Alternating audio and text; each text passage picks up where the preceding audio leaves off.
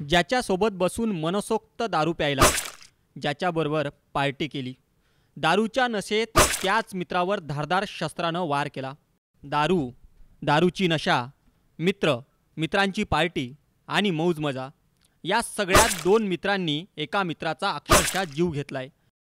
जिथं पार्टी केली तिथंच रक्ताच्या थारोड्यात पडलेल्या एका मित्रानं आपला जीव सोडलाय।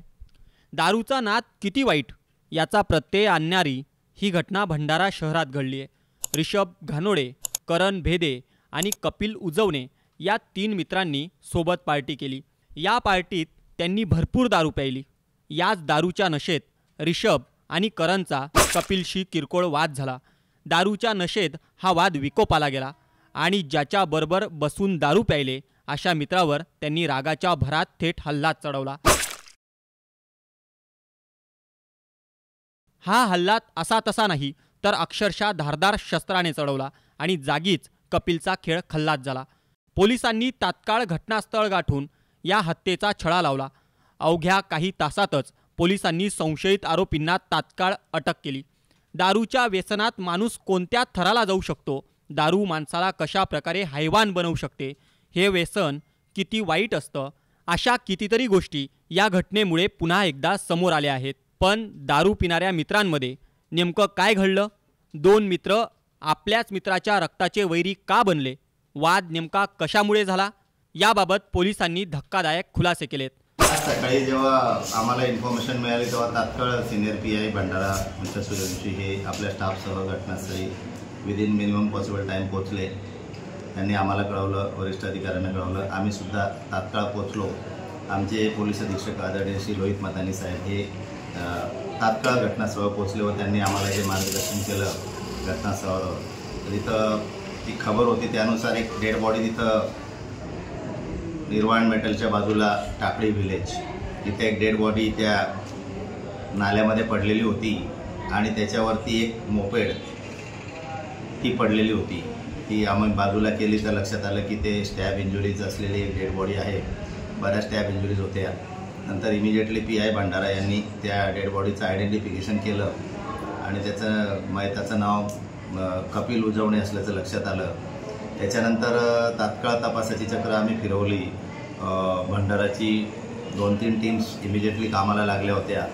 त्यापैकी एक टीम आम्हाला कळाल्यानुसार आम्ही वरटी साईडला तुमसर साईडला पाठवली, हवालदार वरकडे आणि हवालदार झलके, आणि दुसरी टीम ज्याच्यामध्ये माझे हवालदार विजू, माझा हवालदार राजू, DB ऑफिस भंडाराचे, आमचा RTPC ड्रायव्हर पीआय भंडारा आणि त्यांची DBची इतर टीम, आम्ही घटनास्थळावर आसपासचा लोकल तपास सुरू केला।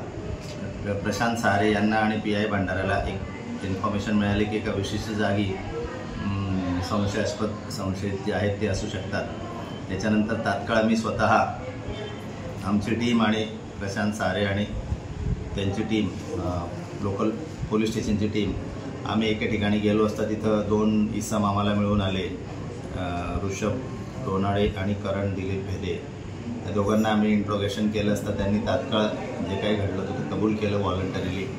त्यांना आम्ही तात्काळ आमच्या वरिष्ठ अधिकाऱ्यांसमोर आदरणीय पोलीस अधीक्षक साहेब तिथं हजर होते, त्यांच्यासमोर हजर केलं। तिथंसुद्धा यांनी सगळं कन्फेशनल स्टेटमेंट दिलं आहे आणि व्हॉलंटरी कन्फेशन करून त्यांनी जे सांगितलं त्याच्यानुसार आदल्या रात्री म्हणजे काल रात्री सुमारे 11 वाजेच्या सुमारास ते सोबत दारू पीत बसले होते। त्यातून त्यांचं काहीतरी वादविवाद झाला आणि त्या वादविवादातूनच यांनी धारदार शस्त्राने त्याच्या छातीवर, पोटावर आणि इतर ठिकाणी वार करून जागीच त्याला ठार केलं। या घटनेमध्ये आमचे आदरणीय पोलीस अधीक्षक हे किमान आवश्यक वेळात घटनास्थळी स्वतः पोहोचले। त्यांनी आम्हाला जे मार्गदर्शन केलं त्यामुळे आम्ही घटनेच्या काही मिनिटातच आरोपींना तात्काळ अटक करू शकलो।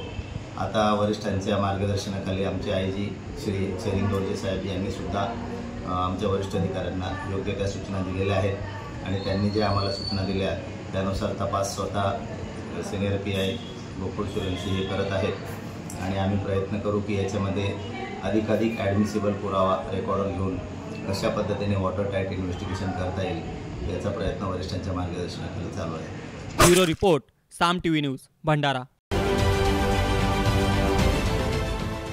देश विदेशातील प्रत्येक घडामोडींचे लाईव्ह अपडेट मिळवण्यासाठी आता साम टीव्हीच्या सर्व सोशल मीडिया प्लॅटफॉर्मला लाईक, फॉलो आणि सबस्क्राईब करा. तसंच सर्व नोटिफिकेशनसाठी बेल आयकॉन प्रेस करायला विसरू नका.